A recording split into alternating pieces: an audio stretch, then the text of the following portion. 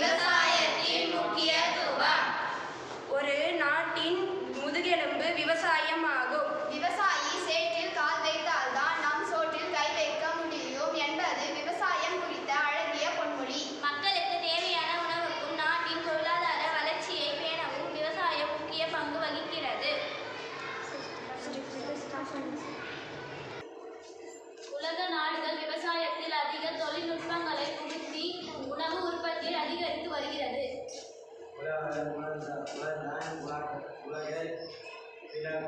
என்ற பொன்மொழிக்கேற்ப நம் முன்னோர்கள் விவசாயத்திற்கு முன்னோக்கியத்துவம் கொண்டது விவசாயம் செய்தனர். முன்னோர்கள் எந்தவித பக்க விளைவுகளும் இல்லாத இயற்கை முறை விவசாயத்தை மேற்கொண்டனர். இயற்கை உரங்கள் மண்ணை வளப்படுத்துவதோடு மண்ணையும் பாதுகாத்தனர்.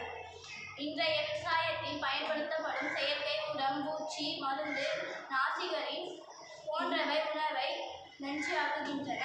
அடி காட்டிற்கு நடு மாட்டிற்கு நுனி வீட்டிற்கு என்ற வரிகளுக்கு ஏற்ப இயற்கையான விவசாய முறைகளை மேற்கொள்ள வேண்டும்.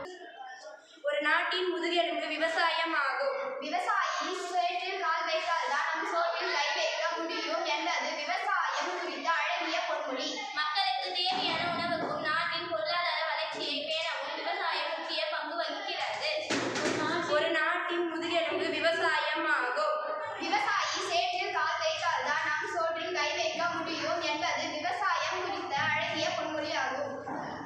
மக்களுக்கு தேவையான உணவுக்கும் நாட்டின் பொருளாதார வளர்ச்சியை பேணவும் விவசாயம் முக்கிய பங்கு வகிக்கிறது. உலக நாடுகள் விவசாயத்தில் அதிக தொழில்நுட்பங்களை புகுத்தி உணவு உற்பத்தியை அதிகரித்து வருகின்றன. உழுவோர் உழைத்ததால் உலகோர் பிழைப்பர் என்ற பொன்மொழி கேட்பதும் முன்னோர்கள் விவசாயத்திற்கு முக்கியத்துவம் கொடுத்து விரும்பி விவசாயம் செய்கின்றனர். முன்னோர்கள் எந்தவித பக்க விளைவுகளும் இல்லாத இயற்கை முறை விவசாயத்தை மேற்கொண்டனர். இயற்கை உரங்கள் மண்ணை வளப்படுத்துவதோடு மண்ணையும் பாதுகாத்தனர். இன்றைய விவசாயத்தில் பயன்படுத்தப்படும் செயற்கை உரம், பூச்சி மருந்து, கிருமி நாசிகளின் போன்றவை உணவை நஞ்சாக்குகின்றன.